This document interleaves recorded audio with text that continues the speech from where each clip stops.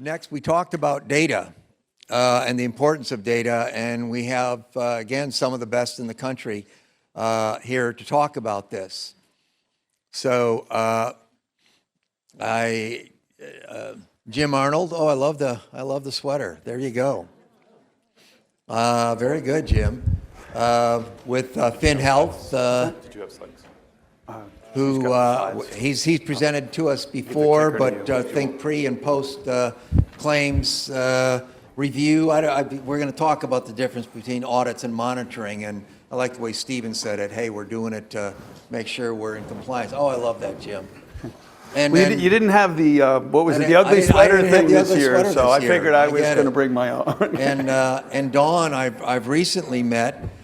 She's with her organization, Integro IQ, but I know she is one of the leading data people in the country. She's involved in several of the litigations that you have heard about in terms of providing evidence and review. And Trevor Dare, who I can't remember who connected us, but again, this Christine. It's all this community of folks. So another employer advocate lives in God's country there in Montana, and I think you're going to like what they have to say. So thank you. Great. Well, we have the Grinch with us today. That's right. We're here to I talk figured about, this would keep everyone awake for the late session. We're going to mix it up a bit because we're going to talk about the healthcare claims side. We heard a lot about pharmacy, right? Mm-hmm. So we're going to kind of dive into that, about auditing and monitoring and the true value of what data brings. For 35 plus years, I've worked on different sides of the track, both on the self-funded side as a plan administrator. I was also a system configuration specialist for one of the BUCAs out there that I watched for almost a half a decade where millions of dollars were just spewing through a system and nobody realized it was happening. And I was like, we just need to fix this one thing, and they wouldn't fix it. And that bothered me. And when you sit down with your members and you know that there's hardship across America right now especially, every dollar counts to every member. And I'm all about the member. So anything that I do or anything I get involved with, it's all about the member. And you'll hear me repeat that over and over. So got some great gentlemen here to talk about the great deeds that they're doing as well. So let's get started. We've heard about the lawsuits. We're not here to talk about why you should do something because of these lawsuits. It's what we can learn from these lawsuits. And what I like to always talk about is within these lawsuits, this is public information. Anybody can go in, pull down the Johnson & Johnson case, and learn about what the findings are. And what you'll find, one thing across all these lawsuits, whether they've been dismissed or they're in the appeal process or the Tierra Yachts case comes back and it's got oxygen in it again, is that the evidence that are in those cases have never been disputed, by the way. And we're going to talk about some of the findings that we see all the time in the claims data and the value of that data, but why it's so important to fight for that data for your members. So some of the lessons that we've learned in some of these cases, and you'll see across the board, there's a continuous trend here. It's about oversight. It's about getting your data and monitoring it. It's about, again, making sure that your plan terms are in compliance with certain regulations. And then you have the new wave. And again, we talked about that. I don't look at it so much as a threat. I've spent the last 7.5 years supporting employers and the members in some of these cases that really had nothing to do with the member suing the employer plan. It was about the employer trying to get access to data that they weren't able to get. So sometimes those lawsuits come up. You'll see a lot of those. They're just fighting for their data because they have an obligation to their members, right? That fiduciary compliance that the last group went over very well as far as what our requirements are under fiduciary compliance. But at the end of the day, and again, some of these just came up in the last 2 weeks, literally, the Johnson & Johnson case getting dismissed, and then the Horizon Blue Cross Blue Shield, New Jersey, $100 million. That's what the data did there and the importance of RFPs. So let's get started here. There are 3 principles that in all cases that I've ever been involved with, there's 3 things that we look for: discretion, authority, and control. That's what a fiduciary requirement is. And so I'll have you all raise your hands tall, not like this, but like way up there, right? Grant, show them how you raise your hand, way up there. How many of you really have control, have discretion over what's going to get paid on any given claim, on any given MRI or CAT scan? Raise your hand. We don't, do we? Right? The network does, right? How many have an authority to decide whether or not that claim is going to get paid or not? Really? What discretion do we have? What authority do we have? We don't. Any hands? No hands. Control. At what point, how do we really control when they pull out that $500,000 or that $1.2 million or that $10 million that we just did on the claim expenditure report? What kind of control do we have there? We don't. We just have somebody taking money out of our trust account or plan assets or checking or whatever it may be, but it's a blank checkbook, people. Do we all agree with that? Raise your hand that we have a blank checkbook and that claims are being processed without any proper due diligence in the sense that would be required. Now, do I expect any employers out here to do that? No, that's not where your expertise is in, is it? It's not in medical claims and making those decisions. That's who we hire our partners for and our third-party administrators that control that. So while we're talking about the risks that we take as being a fiduciary, as a self-funded plan, let's really address the big elephant in the room, right? We don't have any of those three standards. And so you have to start off, what I like to say is we start off at first base. And this is what we do. We get your data first. And it might just be 40 fields, or it might be 60 fields, or it might be a whole 225 fields. It is different depending on the different groups and who you're working with, right? Right. So key foundations for effective control that we always look at. And again, I'm going to use that Blue Cross Blue Shield in New Jersey. All of you, can't wait to introduce you to Chris Deacon if you haven't met her. Fantastic advocate for all of us in this room today. But she did something very unique on the RFP with New Jersey, which ended up to be that $100 million settlement that came out about, I think it was last week before. Yep. In that, what happened was, Chris was real smart. She started seeing claims where you're paying more than what the bill charges. Now, who would do that? Who would pay more than what the bill charges? Well, I can guarantee you, if you're with one of the large BUCAs, you're going to have claims in there that you're paying more than the bill charge, period. I don't care which one it is, but you're going to find it. Some more than others, perhaps. And it all comes down to what that contract rate is. That's what happens. The contract rate happened to be more than the bill charge. And you have to ask yourself, how often does that happen? For one of my clients, it happened 30% of the time. 30% of their inpatient hospital expenditures, 30% of the time they're paying more than the bill charge. You can look that up, mass laborers case number one. What Chris did is she went in there and she put out the RFP like, we're never going to pay more than the bill charge. Why would I do that? So in the RFP language had that in there. And so when the bid came out, they said, yeah, nobody does that. Yeah, we don't do that. Nobody does that. And how are you going to find out anyway if you're not getting your data? It's hard to find out, isn't it? So I think some of those folks that filled out the RFP didn't realize that maybe someday somebody would get the data and it would be found. And that's exactly what happened with the state of New Jersey. In a nutshell, Chris does a much better job at explaining it. But that RFP language became contract language in the state of New Jersey. So it was part of the contract. So when they went back and said, why did we pay more than the bill charge? It was, you should not have. You said you weren't going to do it. It was in the RFP. And that's what settled that case, by the way. Because somebody's really smart that just put that language in there. Is like, I don't want to pay more than the bill charge. I think it's a reasonable request, don't you? Just if I can comment just for a second on that. Again, RFPs and contracts, we're going to deal with that tomorrow. Chris Deacon will be here. Now, her flight got delayed getting out of Heathrow, so hopefully she's going to be here either by Zoom or in person, and she will talk a little bit about the Horizon case because she was really at the base of it. Yep. Contract language, right? We know contract language. We're going to kind of dive into that a little bit as far as, well, what are our rights under our contracts? Now, most BUCA, when I say BUCA, Blue Cross United Cigna, and I'm assuming everybody knows that, most of those ASO language still has the original language that I dealt with 35 plus years ago, which was you're allowed, the audit language that's in there. And again, the previous sessions made very good points about when you're looking at monitoring or you're looking at reviewing your claims data or analyzing, it should be part of plan administration services. Absolutely. I like to take that A word too and throw it out into the trash because the minute you mention the word audit, it goes right to that contract language provision that's within most ASOs under the BUCAs that say, hey, you're going to be limited to how many claims you're allowed to look at. We're going to tell you what methodology you have to use. And if you're doing a performance... And who you can use. And who you can use And who you well. can't use. That's right, and who you can't use. Now, I'm probably on that list now. Kidding. Well, maybe not. But the point being is that contract language, it's in conflict with CAA and ERISA, if you think about it.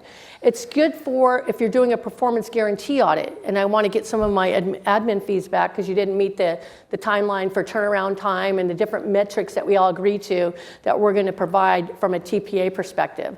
But that's the only purpose why you want to look at just so many number of claims and randomly do a random selection. Talking about the methodology now.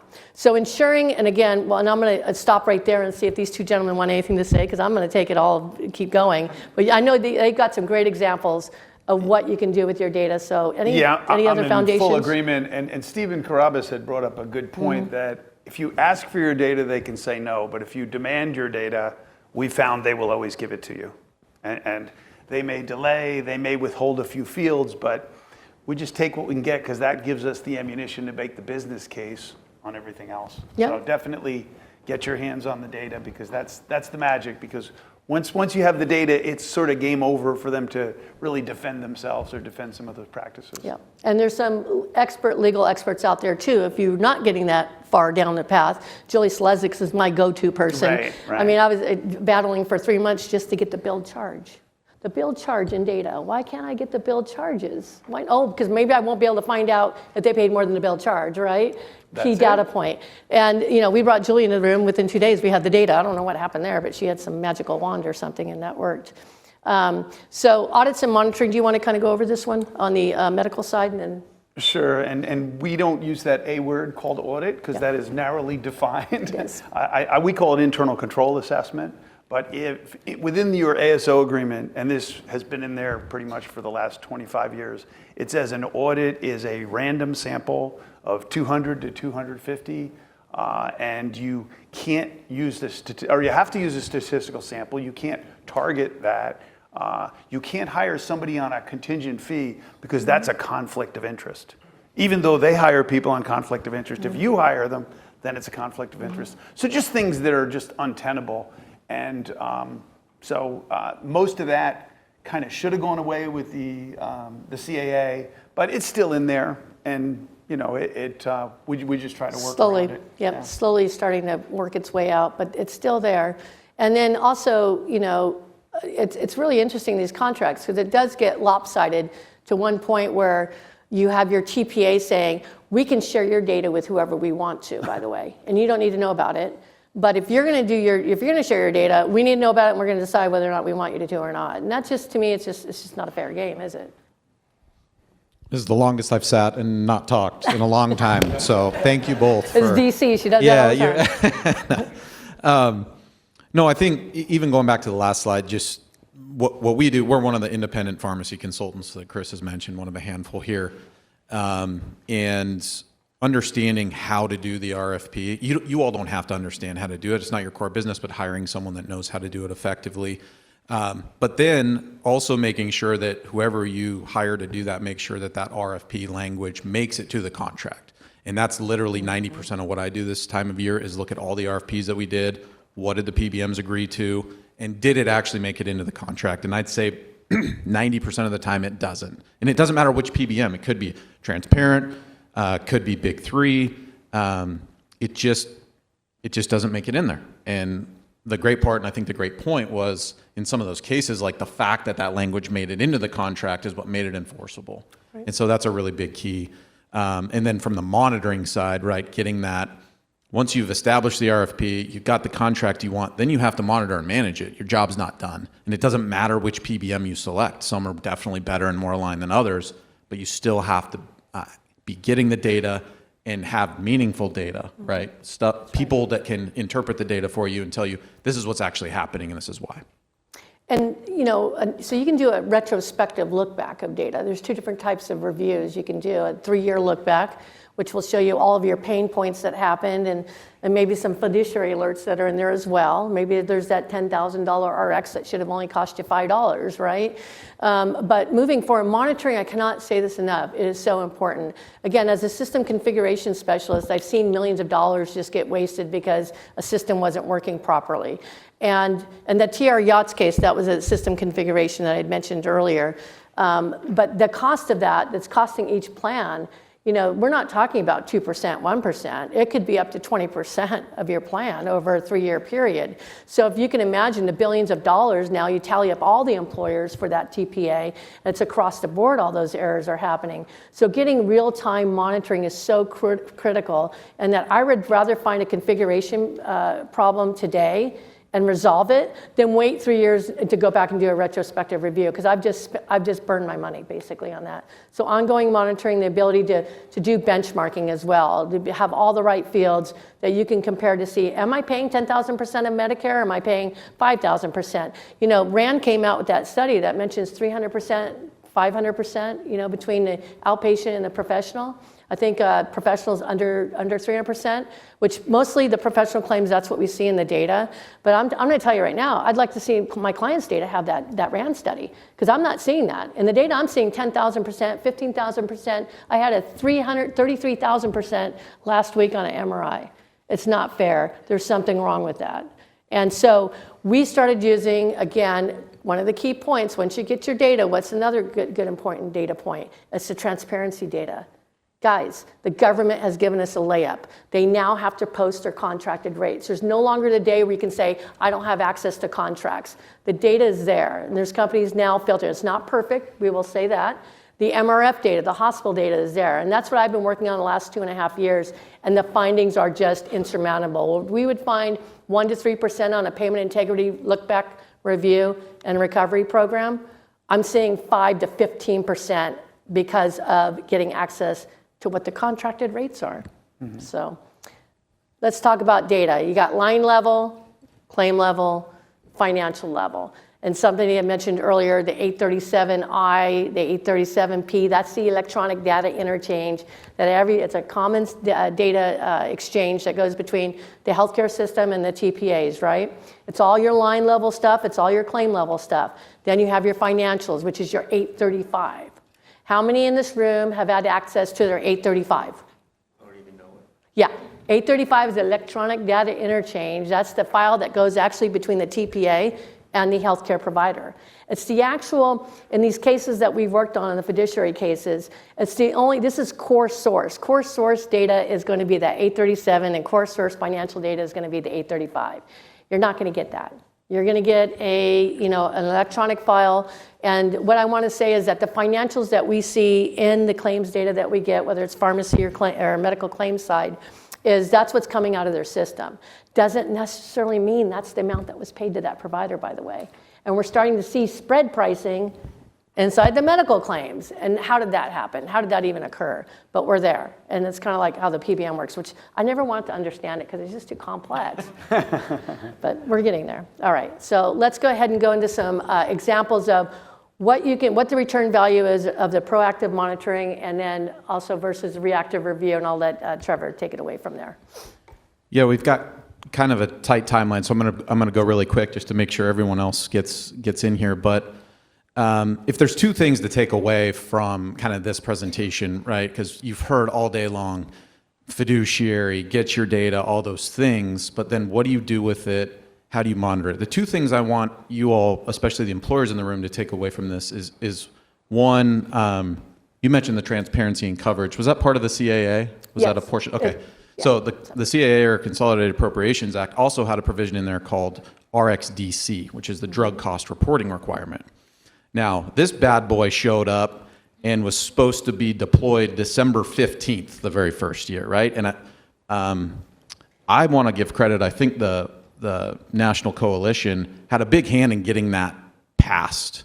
And a lot of things we can argue the federal government waits, they deploy something, then they find out what they actually did, and we find out unintended consequences, right? But RxDC is a gift to employers, and it doesn't matter what PBM you're using. If you file that data, or you hire someone to file that data, other than your PBM, who once they file it, they have no obligation to give it to you, which is kind of a loophole. You can understand, you can check a box on the fiduciary side, right? You can see, even if you're in a spread traditional contract, you're with the big three, you can see how much money you're paying them to do the job they're doing. So that would be one thing I want to make sure that you all take away, is make sure you take advantage of that, because the federal government, with the transparency and coverage and RxDC, gave us a gift. The second thing would be, understanding again, kind of the foundations of your PBM process. How do you select one? What questions are you asking? Knowing the right questions to ask is important in anything. It's really important in PBM procurement. So hire that expertise. Again, there's a handful of really great folks in this room that do that for a living. I would argue we shouldn't have a job. Like, this all should just be done. Our companies shouldn't even exist. Yeah. But the reason they do, and folks like LG created a solution to a problem. It's like, you start asking yourself, prior authorizations, like, those are pretty clear cut. Those should just make sure the right drug. Well, not when there's money tied to it, right? So all of our businesses have been stood up based on problems. This is just a quick, I think, example of some of the work we did. And this was with a good PBM. This is what we would consider an aligned pass-through PBM. That's why I say, ask the right questions in the RFP. Make sure those answers make it into the contract, or be able to write your own contract. And then third, validate. Don't trust and verify is kind of our approach, regardless of which PBM you've selected. Making the leap to a transparent pass-through through a great procurement process is the first step. But mistakes still happen. And in this case, we found, because we were monitoring ongoing, we're like, hey, the rebates coming in are not what we would expect them to be based on our estimates. Initially, we talked to the PBM. They said, oh, yeah, that's, just must be claims utilization. We're like, no, it's not claims utilization. Turns out they did not update the rebate amounts that they were supposed to be paying for that year. It would have ended up being $1 million by the end of the year. And they said they would have caught it at that point. I don't know if they would have. That's neither here nor there, but we caught it early, so we were able to get those payments out, $500,000 in the middle of the year of rebates that should have been paid. I think this is my last slide, which is, there's proactive monitoring, making sure things are in line throughout the year, at least quarterly. And then you should always have an annual independent reconciliation of your PBM contract. Did the claims perform to the contractual obligations that you all worked hard or paid someone to work hard to negotiate for you? In this case, it was at the end of the year, we did an annual reconciliation. We found $570,000 in, they missed their guarantees. The claims did not perform to the contract. We did the reconciliation. A lot of employers don't even ask for this. So getting a reconciliation from your PBM is one thing. Validating it independently is another.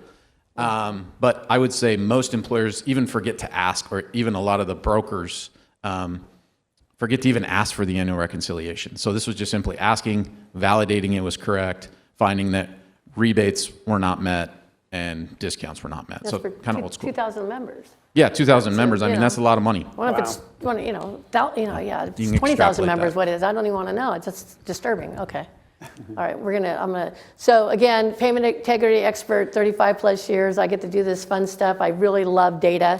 But the transparency and coverage data and the MRF data, this is an example of taking 3 million members, of data.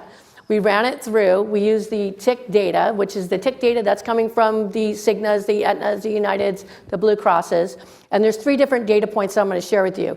Billed amount for CPT code exceeds the amount stated, I can't even read that, on the reported hospital's charge master. That's where again, I had a case last week. The hospital did a fat finger mistake. Well, I'm not sure exactly what happened, but they doubled, it was 2 times what the charge master said. So in their system, every time they put 1 unit in, it was doubling the expenditure amount, the billed amount, and we caught that easily. So if you have a hospital that's getting a discount off of billed charges, the employers are being overcharged right there. That charge master, that's the book. That's the rule right there. You can't charge more than the charge master. And I'll give you an example of another case that we had. The second one, the allowed amount on the claim exceeds the maximum reported negotiated rate in the state. Again, using the tick data, using the negotiated rate, we had $142 million.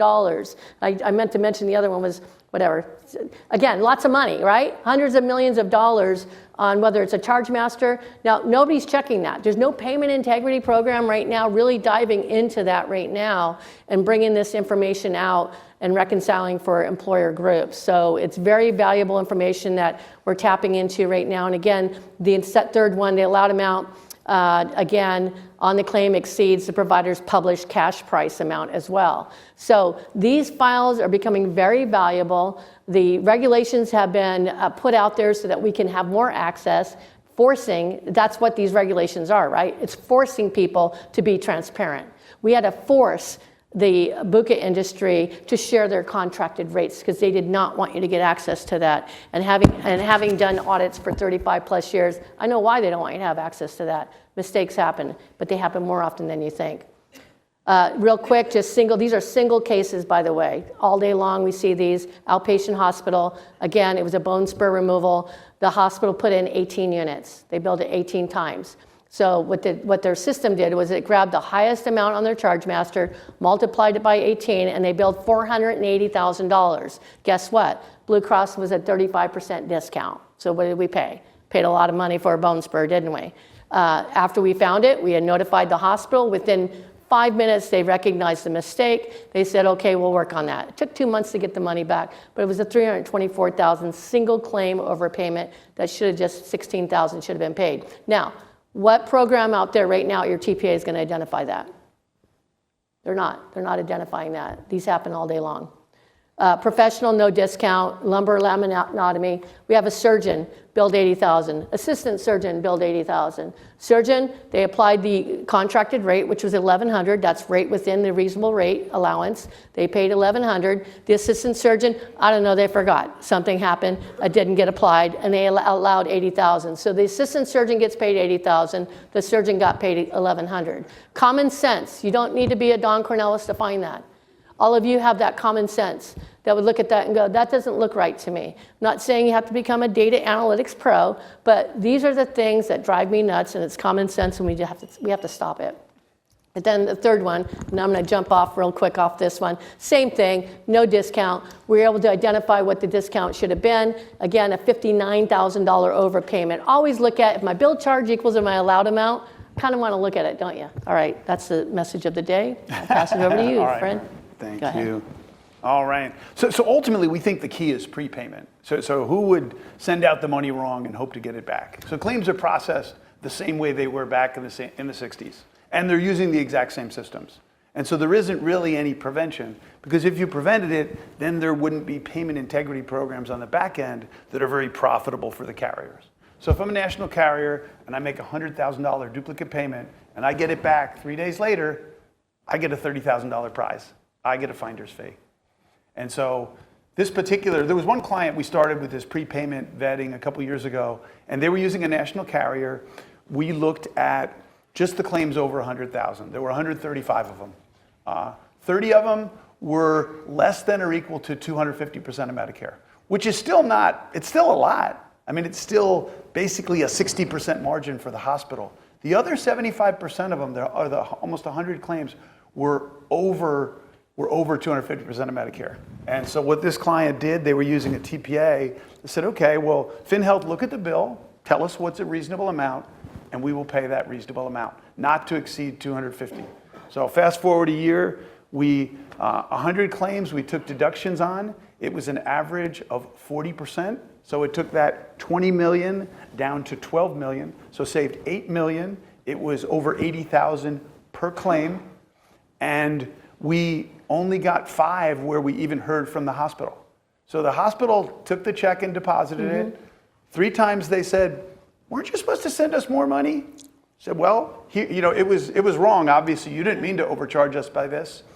And 1 or 2 were appealed, and a couple of them were reversed out. But the strategy for the employer is, hey, I'm going to pay you a fair and reasonable amount.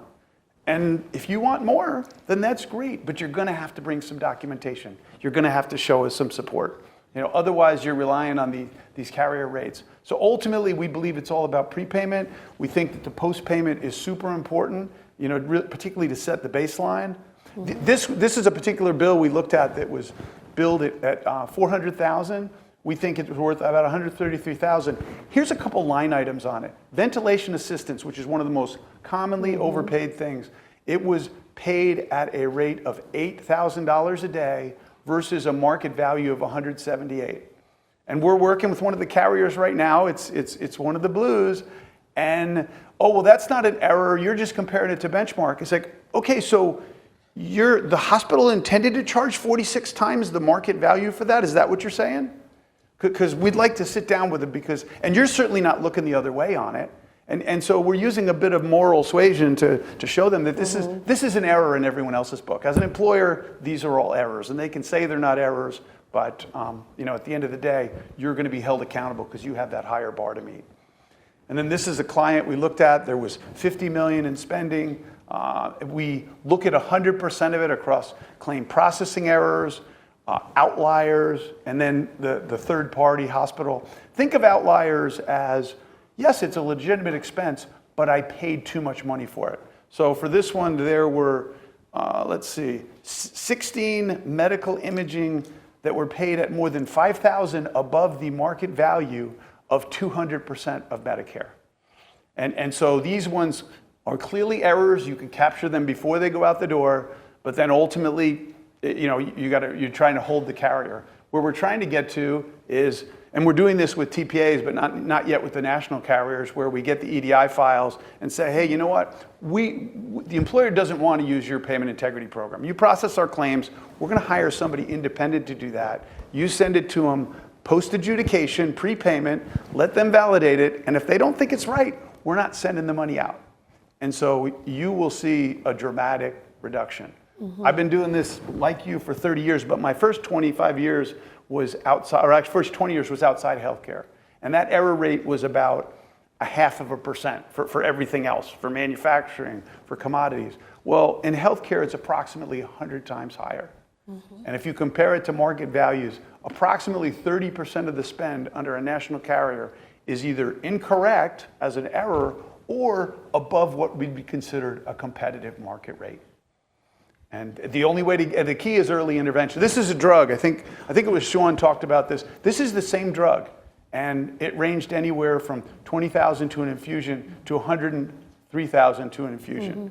And if you ask the carrier, well, they paid it according to contract. It's like, well, what's the contract? Oh, it's a percentage of billed charges. It's like, okay, so they can just make up whatever number they want because a 40% discount off a fictitious number is still a fictitious number. And so what our clients have been able to do is put drug caps in there for selected ones, say, right in our plan document, this is the document you guys have to follow. We will not pay more than $14,000 for Keytruda.